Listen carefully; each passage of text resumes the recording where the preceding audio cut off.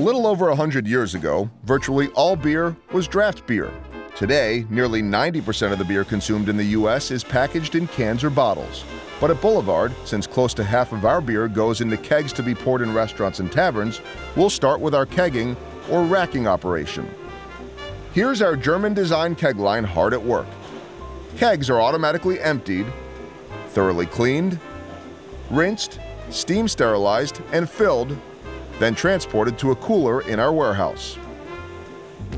Bottling is a much more involved process, but before we take you in for a closer look, we should first explain a bit about the four principal enemies of beer: light, oxygen, time, and temperature.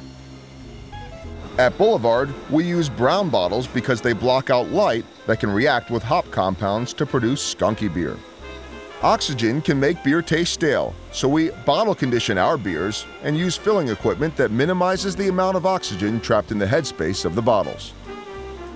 Heat can dramatically accelerate the aging process, so we store our beer in a temperature-controlled warehouse and require that our distributors do the same.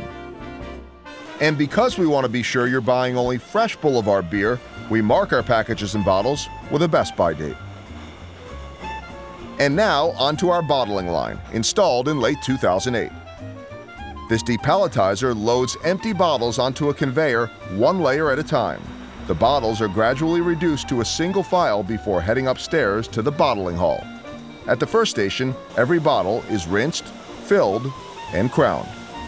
The bottles then travel down a conveyor, drying along the way, before passing through this labeler, where body and neck labels are affixed.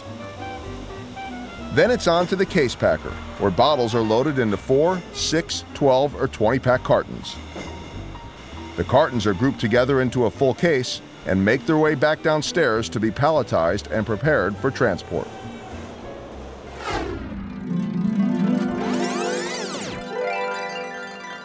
First bottling line came from Germany.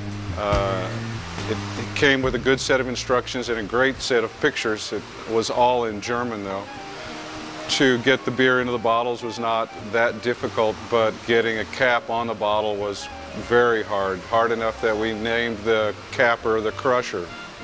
Back then, 80 bottles a minute we thought was setting the world on fire. Now, today, we can run up to 500 bottles a minute. It is an unbelievable rate of speed for us.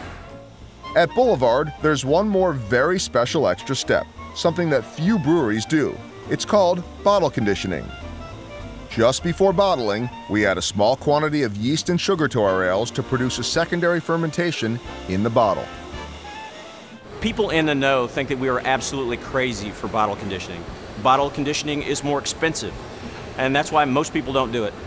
But at the end of the day, that secondary fermentation gives you a better tasting beer for a longer period of time. And so that's one thing that I'm really proud about working here is that, you know, it's not the easy way, it's the better way. During bottle conditioning, much of the residual oxygen in the headspace is consumed, giving the beer superior stability and shelf life, while adding remarkable complexity and depth of flavor. Though it takes 2 weeks for the process to unfold, we think it's worth the wait.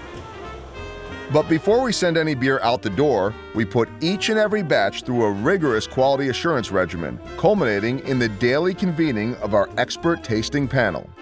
Yes, it's difficult, demanding work, requiring a high level of skill and an unwavering devotion to duty, but somebody's got to do it. Once approved for release, distributors converge on our warehouse to pick up Boulevard beers for delivery to retail establishments throughout the Midwest and beyond. We hope you've enjoyed your tour of Boulevard Brewing Company. From all of us to all of you, here's to a great glass of beer. Cheers!